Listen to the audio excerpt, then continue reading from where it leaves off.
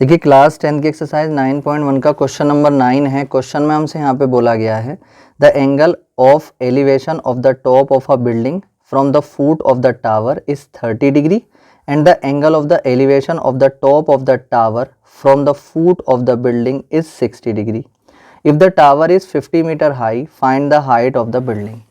तो देखिए क्वेश्चन में हमसे क्या बोला गया है। क्वेश्चन में यहाँ पर दो चीज़ों का जिक्र है, एक तो बिल्डिंग का और एक टावर का। ठीक है, देखिए एक बात ये भी ध्यान रखें कि कभी ऐसा हो सकता है कि कभी टावर बड़ा हो सकता है और कभी हो सकता है बिल्डिंग बड़ी। ठीक है, तो ये ऐसा कंफर्म नहीं है कि हमेशा बिल्डिंग ही छोटी होगी या टावर ही छोटा होगा।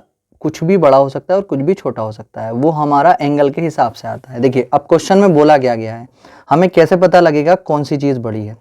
यहाँ पर बिल्डिंग छोटी है और टावर बड़ा है, कैसे पता लग रहा है। देखिए क्वेश्चन में हमसे यहाँ पे बोला गया है कि एक तो है बिल्डिंग, चलिए मैंने यहाँ पे बिल्डिंग बना ली है, ये क्या है बिल्डिंग। ठीक है, अब ये जो है ये है टावर।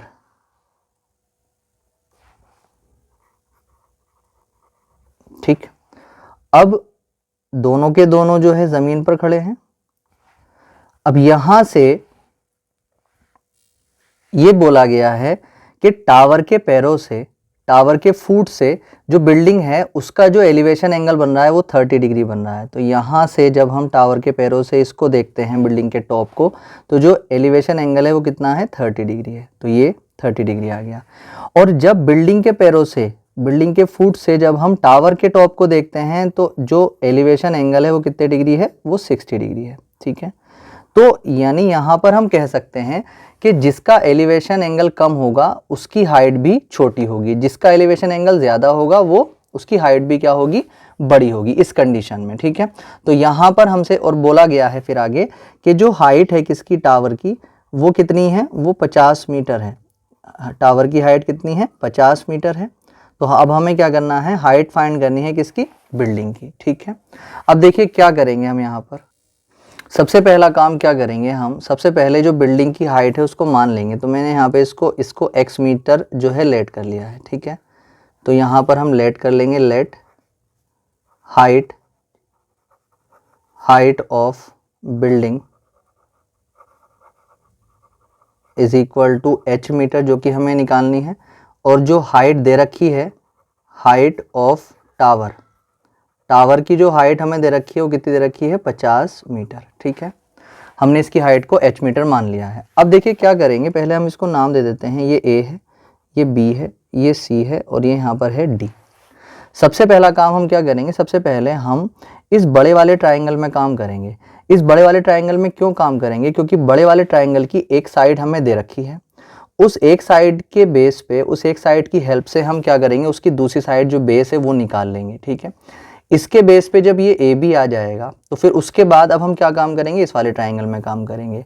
इस वाले ट्राइंगल में जब हम देखेंगे तो ये हमें दे रखा होगा, फिर हम इसको निकाल लेंगे। ठीक है, तो सबसे पहला काम अब हम क्या करेंगे, सबसे पहले इन ट्राइंगल हम लेंगे, इन right angle triangle, right angled triangle कौन सा है, ये ए बी सी में हम यहाँ पर काम करेंगे। ठीक है, देखिए जब ए बी सी में हम यहाँ पर काम करेंगे तो जो एंगल है यहाँ पर ए बी सी में वो 60 डिग्री है elevation angle.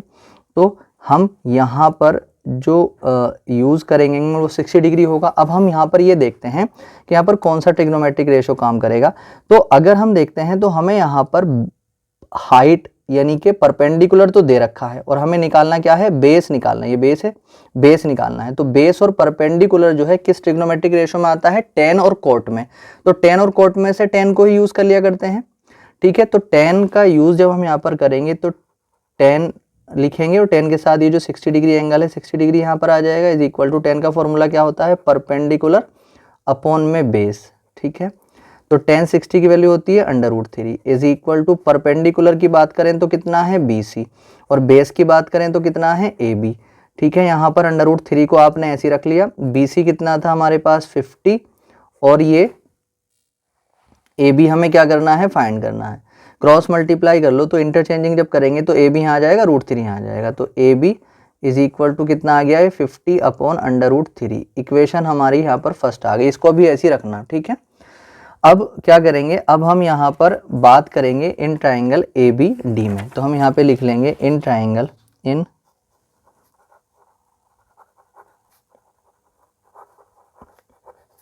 Right angle triangle A B D.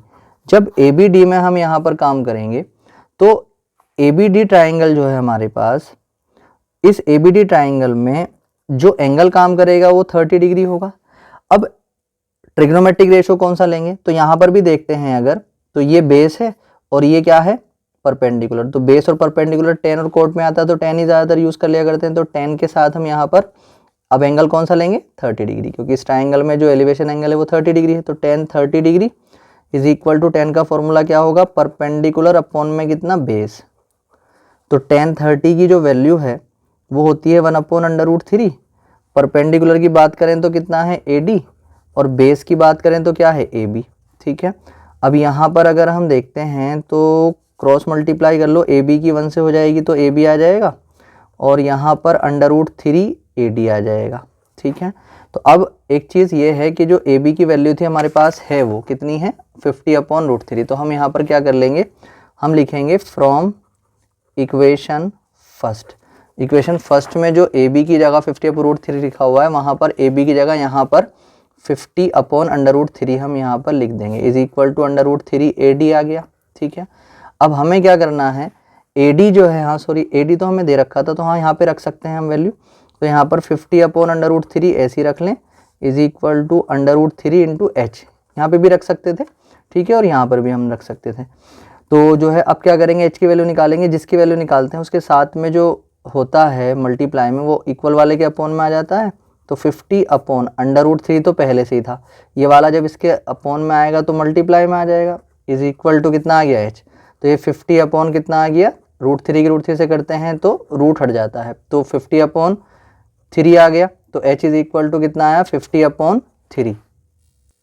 तो या तो इसके आंसर को यहीं पर छोड़ दो, या अगर हमें जो है इससे डिवाइड करना है तो 3 से 50 को डिवाइड कर लो, तो ये 16 टाइम आ जाएगा। ये कितना बचेगा यहाँ पर 48, तो ये 2 बचेगा। तो यहाँ पर हम इसको ऐसे भी लिख सकते हैं, अगर मिक्स फ्रैक्शन में करना है तो यहाँ पर ये 16 आ गया, और ये आ गया 3, और ये आ गया ऊपर 2। ठीक है, इतने मीटर भी हम कर सकते थे, है ना, और यहाँ पर भी छोड़ सकते थे। और पॉइंट में इसको करना था तो आप पॉइंट में करके पॉइंट लगाकर 0 लगा लेंगे यहाँ पे, और 3 छंग 18, और फिर 2 बचेगा, 3 छंग 18। तो इसको हम ऐसे भी लिख सकते थे, H is equal to 16.67 metre. ठीक है, तो ये क्या थी, ये हाइट थी किसकी, बिल्डिंग की। तो इनमें से कुछ भी लिख सकते हैं, यहाँ पर ये लिख दीजिए, ये NCERT के जो आंसर शीट में वो यही दे रखा है, तो हम यहाँ पे लिख देंगे द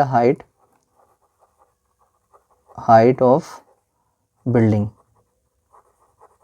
इज इक्वल टू कितना आ जाएगा, 16 होल 2/3 मीटर। ये इसका आंसर आ जाएगा। ठीक है।